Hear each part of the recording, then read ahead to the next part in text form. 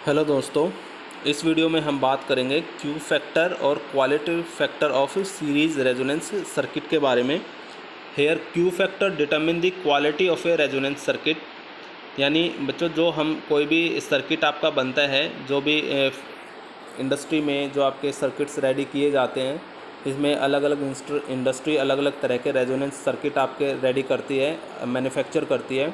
इसमें are, L और सी आपका लगा होता है। तो कोई भी जो आपका जो आपका सर्किट है, जो आपका आरएलसी सर्किट है, उसकी क्वालिटी किस तरह की है, तो उसकी क्वालिटी को चेक करने के लिए एक क्यू फैक्टर यहाँ पे डिसाइड किया गया है, जिसको हम क्यू फैक्टर जनरली या क्वालिटी फैक्टर बोलते हैं सीरीज़ रेजोनेंस सर्किट का।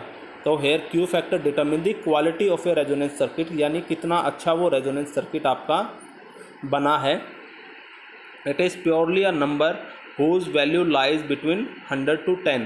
तो बच्चों, ये जो आपका क्वालिटी फैक्टर होता है, इसकी वैल्यू जनरली 10 to 100 के बीच में लाई करती है। और जितना क्वालिटी फैक्टर अच्छा होगा आपका, उतना ही रेजोनेंस सर्किट भी हमारा अच्छा ही कंसिडर किया जाएगा। It is defined as the ratio of voltage drop across L ओ C to the voltage drop across R और इम्प्रेस्ड वोल्टेज। यानी बच्चों, ये क्वालिटी फैक्टर निकालने के लिए हम वोल्टेज निकालते हैं कि जो आपका एल या सी है, यानी इंडक्टर या कैपेसिटर है, क्योंकि सीरीज़ में ये तीनों आपके लगे होते हैं बच्चों। सीरीज़ में रजिस्टर, इंडक्टर और कैपेसिटर हमारे तीनों सीरीज़ में होते हैं। उसके बाद हम एक एसी वोल्टेज यहाँ पे लगाते हैं, क्योंकि ये तीनों सीरीज़ में हैं बच्चों, तो सबके अंदर अलग अलग वोल्टेज जाएगी। इसके अंदर मान लिया वी आर गई, इसके अंदर वी एल और इसके अंदर V C. V R is the voltage dropped across R, V L is the voltage dropped across L यानी inductor, and V C is the voltage dropped across C. तो तीनों के अंदर अलग अलग वोल्टेज होगी। तो it is the voltage dropped across L और सी, यानी वोल्टेज, यानी इंडक्टर या कैपेसिटर के अंदर जो वोल्टेज आपकी ड्रॉप हुई है, to the voltage dropped across R, और रजिस्टेंस के अंदर कितनी वोल्टेज ड्रॉप हुई है बच्चों, इन दोनों की रेशो जो हम निकालते हैं, वहीं से हमारा क्वालिटी फैक्टर निकल के आता है, जिसको हम क्यू फैक्टर बोलते हैं। तो Q is equal to voltage across L और C upon voltage across R. In case of resonance, maximum current is flowing in this circuit, so V R is equal to I naught R. तो बच्चों, clear सी बात है, यहाँ पे maximum current flow करेगा resonance के केस में, और मैक्सिमम करंट आपका I is equal to I naught होता है। तो यहाँ पे ये वी आर जो होगी वो आई नोट आर, यानी V equal to I R का फॉर्मूला लग जाएगा ओम्स लॉ। तो वी आर जो है वो आई नोट आर हो जाएगा, वी एल जो है वो आई नोट एक्स एल हो जाएगा, और वी सी जो है वो आई नोट एक्स सी हो जाएगा। तो यहाँ से जो क्वालिटी फैक्टर Q निकल के आएगा वो I naught X L upon I naught R हो जाएगा। आई नोट से आई नोट हम कैंसिल कर देंगे, तो ये एक्स एल अपॉन आर होगा। एक्स एल जो है बच्चों, that is inductive reactance of inductor, ये होती है ओमेगा एल आपकी। तो ये ओमेगा एल अपॉन आर हो जाएगा। और क्योंकि बात रेजोनेंस की कर रहे हैं, तो ये ओमेगा जो है वो ओमेगा आर के इक्वल होगी, और ओमेगा आर जो है बच्चों वो हमारी 1 upon under root L C के इक्वल होता है। तो यहाँ पे ये वैल्यू हम पुट कर देंगे, ओमेगा एल, ओमेगा की जगह omega R L upon R, and omega R is equal to 1 upon root L C L by R, ये हमें मिलेगा। तो ऊपर एल है बच्चों 1 इंटू एल, ये एल ही होगा, और नीचे जो अंडर रूट एल सी है इसको हम अलग अलग कर लेंगे, तो ये होगा under root L into under root C into R.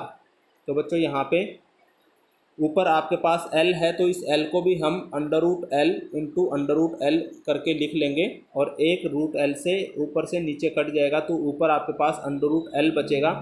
तो under root L upon R under root C, तो इसको हम लिख सकते हैं Q is equal to 1 by R under root L by C. तो इस तरह से क्वालिटी फैक्टर हमने ये क्वालिटी फैक्टर का जो फॉर्मूला है वो डिज़ाइन कर लिया है यहाँ पे। और किसी भी आरएलसी सर्किट का, जो भी आरएलसी सर्किट आपने बनाया है, उसमें रेजिस्टेंस की वैल्यू क्या रखी है, इंडक्टेंस की वैल्यू क्या रखी है, कैपेसिटेंस की वैल्यू क्या रखी है बच्चों, तो ये तीनों वैल्यू आप अलग अलग वैल्यू लेंगे, जो भी आप लेके चल रहे हैं, और उसी की वैल्यू आप यहाँ पे पुट करेंगे। तो इस तरह से आप क्वालिटी फैक्टर फाइंड आउट कर सकते हैं। यानी कोई भी आरएलसी सर्किट बनाने से पहले अगर आपको उसकी क्वालिटी अच्छी रखनी है, तो किस किस वैल्यू का आप रेजिस्टेंस, इंडक्टेंस या कैपेसिटेंस यहाँ पे यूज़ करेंगे वो सर्किट बनाने के लिए, उससे आपका क्वालिटी फैक्टर डिसाइड हो जाएगा पहले ही, और आप ये डिसाइड कर सकते हैं कि हम किस क्वालिटी का एक resonance circuit, series resonance circuit design करने जा रहे हैं। From here we conclude that if R increases then Q will decrease. तो बच्चों अगर यहाँ से, क्योंकि आर क्यू के इन्वर्सली प्रोपोर्शनल है, तो अगर आप आर को इंक्रीज़ करेंगे तो क्यू आपका डिक्रीज़ करेगा। For another value of current I will be equal to I naught by root 2, that is equal to IRMS. We get the corresponding two frequencies omega 1 and omega 2। तो बच्चों यहाँ पे अगर R आप increase करेंगे तो Q आपका decrease करेगा, तो इसलिए हमें क्या करना है, R की वैल्यू को कम रखना है। यानी जिस रेजोनेंस सर्किट में आप R की वैल्यू को कम रखेंगे तो आपके पास क्वालिटी फैक्टर उतना ही ज़्यादा आएगा। और लास्ट जो हमारी वीडियो थी जिसमें हमने RLC सर्किट को डिस्कस किया था रेजोनेंस के केस में, और वहाँ पे हमने देखा था कि जो पीक है आपकी, वो जिसके लिए कम, जो रेजिस्टेंस की वैल्यू कम है उसमें पीक ज़्यादा आ रही है, और रेजिस्टेंस की वैल्यू ज़्यादा करने पे ये पीक आपकी कम हो जाती है। तो पीक जितनी ज़्यादा आएगी हमारी क्वालिटी फैक्टर उतना ही अच्छा होगा बच्चों, और रेजोनेंस सर्किट भी हमारा उतना ही अच्छा होगा यहाँ पे, यानी मैक्सिमम करंट ज़्यादा आना चाहिए आपका। अब यहाँ पे क्या है, for another value of current, यानी करंट की अगर हम कोई दूसरी वैल्यू लेके चलें, that is I is equal to I naught by root 2। ये हमारा बच्चों आई RMS के इक्वल होता है, यानी root mean square value of current के इक्वल होता है। We get the corresponding to frequencies, that is omega 1 and omega 2। आइए इस ग्राफ से हम इसको देख लेते हैं। तो यहाँ पे बच्चों ये आपका रेजोनेंस का ग्राफ है, ये लास्ट वीडियो में भी हमने स्टडी किया था। तो ये आपका मैक्सिमम करंट यहाँ पे होगा, और क्योंकि आपको पता है कि हमारा जो रूट मीन स्क्वायर वैल्यू होती है करंट की वो 70% होती है मैक्सिमम वैल्यू की, तो ये जो आपकी मैक्सिमम वैल्यू है करंट की, इसका 70% ऑलमोस्ट यहाँ होगा। तो ये आपका IRMS होगा बच्चों, IRMS is equal to I naught by root 2। तो अगर हम IRMS को कंसिडर करके चलते हैं, ना कि मैक्सिमम करंट को, तो उस टाइम पे हमारे पास दो फ्रीक्वेंसी यहाँ से मिलती हैं, यानी ये प्रोजेक्शन हम यहाँ से डाल देंगे। तो बीच का जो प्रोजेक्शन है वो तो ओमेगा R होगा। यहाँ पे हमें दो फ्रीक्वेंसी फिर से मिलती हैं, एक को हम ओमेगा 1 मान लेंगे, दूसरी ओमेगा 2 होगी, बीच में ओमेगा R है आपकी। तो यहाँ से बच्चों here band width for I is equal to I naught by root 2 is equal to IRMS। तो IRMS के केस में अगर हम यहाँ पे बैंड विड्थ निकालें, यानी फ्रीक्वेंसी की रेंज निकालें इसकी, तो ये होगी बच्चों ओमेगा 2 माइनस ओमेगा 1, क्योंकि ओमेगा 2 आपकी फाइनल फ्रीक्वेंसी है, ओमेगा 1 हमारी इनिशियल फ्रीक्वेंसी है। तो ओमेगा 2 माइनस ओमेगा 1 होगी। और बच्चों यहाँ से ओमेगा R से जो ओमेगा 1 है ये भी डेल्टा ओमेगा के इक्वल है, ये भी डेल्टा ओमेगा हम मान लेंगे। तो ओमेगा 2 माइनस ओमेगा 1 का जो टोटल गैप बनेगा वो delta omega plus delta omega 2 delta omega के इक्वल हो जाएगा। If band width is more, sharpness of the graph will be less. तो बच्चों अगर बैंड विड्थ भी आप ज़्यादा रखेंगे तो भी शार्पनेस आपकी जो ग्राफ है उसकी, जो आपकी कर्व है उसकी शार्पनेस कम हो जाएगी। तो इसलिए यहाँ पे बैंड विड्थ भी हमें कम से कम रखनी पड़ेगी ताकि शार्पनेस आपकी ज़्यादा से ज़्यादा हो। और यहाँ से भी बच्चों हम क्वालिटी फैक्टर को फाइंड आउट कर सकते हैं। तो क्वालिटी फैक्टर को एक तो हमने इस तरह से फाइंड आउट किया, ये फॉर्मूला आपका बन रहा है Q is equal to voltage across L और C to the voltage across R। और अगर आप बैंड विड्थ की बात करते हैं तो यहाँ से भी हम क्वालिटी फैक्टर निकाल सकते हैं। So quality factor Q is equal to resonance frequency upon band width. तो बच्चों रेजोनेंस फ्रीक्वेंसी जो है वो ओमेगा R होगी हमारी, और बैंड विड्थ क्या निकाली हमने 2 डेल्टा ओमेगा।